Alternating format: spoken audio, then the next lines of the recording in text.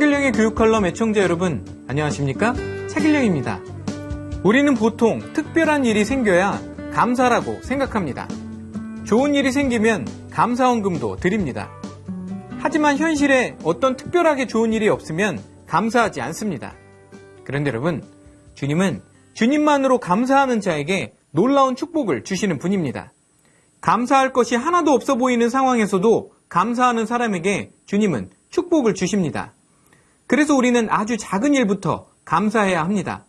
이 감사는 하루아침에 만들어지지 않기 때문에 부단히 우리는 이 감사를 훈련해야 합니다. 우리가 스스로 하지 않으면 주님이 우리를 훈련시키십니다. 이 훈련을 통과하면 감사의 영성이 만들어지는 것입니다. 하나님은 이스라엘 민족들을 애굽에서 탈출시키신 후 사막으로 데리고 들어가십니다. 그리고 긴 훈련이 시작됩니다. 만나를 통해서, 메추라기를 통해서, 물을 통해서 그들은 훈련을 받습니다. 안타깝게도 그들은 훈련에 실패했습니다. 감사할 줄 모르는 그들에게 하나님께서는 분노하십니다. 이스라엘 민족의 가장 큰 낭비는 원망과 불평이었습니다. 여러분, 일평생 도움이 안 되는 것이 불평과 원망입니다.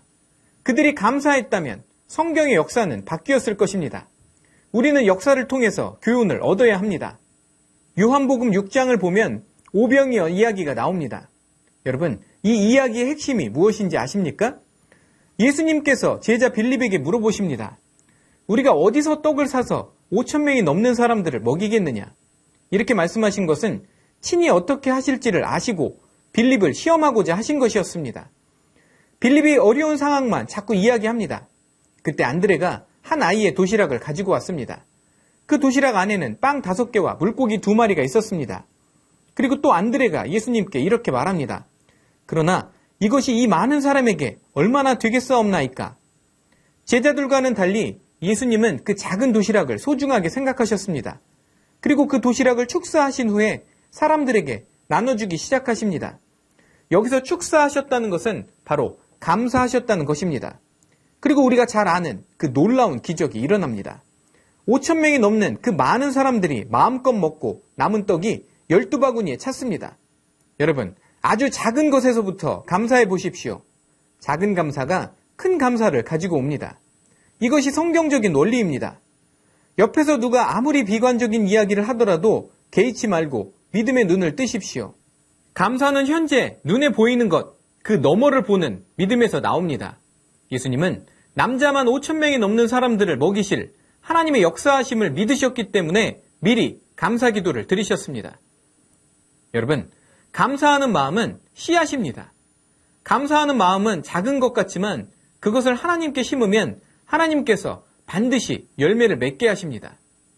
하나님은 우리가 일상생활에서 올려드리는 작은 감사를 아주 소중하게 생각하십니다. 어떤 사람이 신앙적으로 성숙한 사람일까요? 바로 작은 것에 감사하는 사람입니다. 그리고 그 감사가 우리 인생과 신앙을 결정하는 것입니다. 이런 감사에 이르지 못했다면 우리의 신앙은 아직도 어떤 단계에 오르지 못한 것입니다. 앞으로도 갈 길이 멀다는 말이죠. 그렇다면 더 훈련받아야 합니다. 우리 눈에는 보이지 않지만 수많은 크리스천 이마에는 이렇게 쓰여져 있습니다. 훈련 중. 여러분, 하나님께서는 작은 것에 감사하지 않는 사람에게 절대 큰 것을 주지 않으십니다. 우리가 7월 첫째 주일에 지키고 있는 맥주감사절은 첫 곡식 수확을 기념하는 감사의 절기입니다. 농사가 다 끝나서 풍성한 수확을 해서 감사하는 것이 아닙니다. 농사는 다 끝나지 않았지만 풍성하게 채워주실 주님을 믿으며 첫 열매를 감사로 드리는 날이 맥주감사절입니다. 주님은 첫 열매를 바치는 것을 아주 중요하게 생각하셨습니다. 저는 어려서부터 첫 열매를 드리라고 부모님께 배웠습니다. 대학 가서 어쩌다 운이 좋아서 처음 등록금의 일부분을 장학금으로 받았을 때 저는 이것을 헌금으로 드려야 하는지 약간의 고민을 했습니다. 그러다 주님께 전액을 헌금으로 드렸습니다. 그랬더니 주님께서 많은 사람을 통해 제 공부를 도와주게 하셨습니다. 공부를 가장 잘하는 대학원생이 일주일에 한두 번씩 공부를 도와줬고 전공 교수님도 도와주셨습니다. 전공 교수님께서 강의 시간에 숙제로 내준 연습 문제가 너무 어려웠습니다. 그래서 저는 강의 끝나고 혼자 교수님께 질문을 하러 갔습니다. 교수님께서는 질문을 하러 갈 때마다 저에게 과외하듯이 3-4시간씩 연습 문제를 풀어주셨습니다. 참 기이한 일이었습니다. 그때는 그 교수님이 존경스러웠지만 이제서야 그 뒤에 하나님이 계셨음을 압니다. 저는 그 후 졸업할 때까지 전액장학금을 받고 졸업을 했습니다.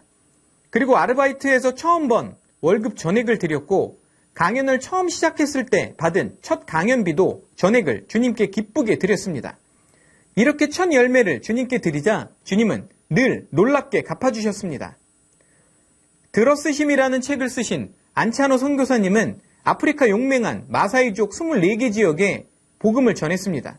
죽을 고비를 몇 번이나 넘기고 케냐 사람들조차 두려워하는 마사이족을 섬기며 하나님의 산 역사를 맛봅니다.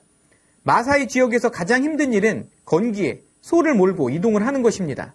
건기는 대략 4월부터 10월까지인데 4월부터는 물과 풀을 찾아 이동을 해야 합니다. 마사이 사람들은 예수님을 믿지 않을 때는 식구가 다 같이 떠나곤 했습니다. 하지만 예수님을 믿고 난 후에는 교회를 지키며 신앙생활을 하기 위해 각 집안의 대표들이 논의해서 공동으로 이동시켰습니다. 추장이 몇 사람들과 함께 소들을 데리고 물이 있는 킬리만자로 산으로 갔습니다. 떠나는 날 마을 사람들은 찬양을 부르며 그들을 기도로 전송했고 뒤이어 수백 마리의 소떼가 함께 이동하는 장관이 연출되었습니다. 그들은 비가 내리기 시작하는 10월 말쯤 되어서야 돌아왔는데 모습이 말이 아니었습니다. 소들은 너무 지쳐 있었고 갑자기 내린 비 때문에 많은 소들이 죽었습니다. 추장의 소가 모두 153마리였는데 그곳에서 무려 91마리가 죽었습니다. 안차노 선교사님은 추장의 소가 많이 죽었다는 말에 걱정이 되었습니다. 만약 추장이 나는 더 이상 예수 안 믿는다. 믿으면 뭐 하나 제대로 되는 것도 없는데 라고 하면서 부족들에게 너희들 맘대로 해라 라고 한다면 모두 추장을 따를 것만 같았습니다. 선교사님은 기도했습니다. 하나님, 추장을 지켜주시옵소서. 그 마음이 변하지 않게 하옵소서. 주일이 되었는데도 교회 분위기가 썰렁했습니다. 전처럼 신나는 일도 없었습니다. 모든 사람이 와서 즐겁게 예배를 드려야 하는데 워낙 많은 소를 잃어 침통한 분위기였습니다. 예배가 시작되어 찬양을 하는데 추장은 여전히 모습을 나타내지 않았습니다. 그때 밖에서 소 울음소리가 났습니다. 추장이 흰 소를 몰고 교회에 온 것입니다. 흰 소는 마사이 사람들이 성스럽게 여기는 것으로 보통 축제 때나 제사를 지낼 때 잡습니다. 선교사님은 추장에게 어찌된 일인지 물었습니다. 부족민들은 수군거렸고 선교사님은 긴장하고 있었습니다. 추장은 앞에 나서자마자 할렐루야! 라고 소리쳤습니다. 이번에 예수님이 저를 얼마나 사랑하시는지 깨달았습니다. 너무나도 감사해서 가장 좋은 소를 하나님께 감사의 물로 드립니다. 모든 사람이 깜짝 놀랐습니다. 하나님께서는 제 소를 91마리나 죽이셨습니다. 처음에는 너무 야속했는데 계속해서 죽어가는 소를 보고 기도했습니다. 하나님, 지켜주옵소서, 살려주옵소서, 저는 아무것도 할 수 없습니다. 그때 하나님의 능력을 보았습니다. 하나님은 더 이상 소를 죽이지 않으셨습니다. 91마리를 죽일 수 있는 분이라면 153마리 전부를 죽일 수도 있었습니다. 그런데 제 기도를 들으시고 더 이상 죽이지 않으셨습니다. 하나님이 저를 사랑하시고 제 기도를 들으신다는 것을 확실히 알게 되었습니다. 그래서 너무도 감사해서 이 소를 하나님께 드립니다. 하나님, 정말 감사합니다. 선교사님은 속으로 이렇게 생각했습니다. 추장은 나보다 더 큰 믿음을 가지고 있구나. 여러분, 감사는 조건이 아니라 믿음의 문제입니다. 우리 신앙생활의 문제입니다. 그래서 중요합니다. 어려운 상황을 만나더라도 감사하십시오. 그것이 바로 믿음입니다. 지금 현재 상황이 아무리 나쁜 상황이라 하더라도 믿음의 사람은 현재의 상황, 그 너머를 봅니다. 눈에 보이지 않는 그 영적인 세계를 바라봅니다. 현실의 상황에 갇히지 않습니다. 그래서 감사하는 사람은 주님이 주시는 자유함을 누립니다. 이 자유함은 우리 크리스천의 특권입니다. 세상에 감사하는 자를 흔들 수 있는 것은 아무것도 없습니다. 차길령의 교육 칼럼, 오늘은 여기서 마치겠습니다. 감사합니다. 차길령의 교육 칼럼이 책으로 나왔습니다. 책 이름은 자녀의 꿈을 돕는 부모의 기도입니다. 극동방송 게시판에 방송 후기를 남겨주시는 분들 중 추첨하여 매주 한 분께 선물로 보내드리겠습니다. 감사합니다.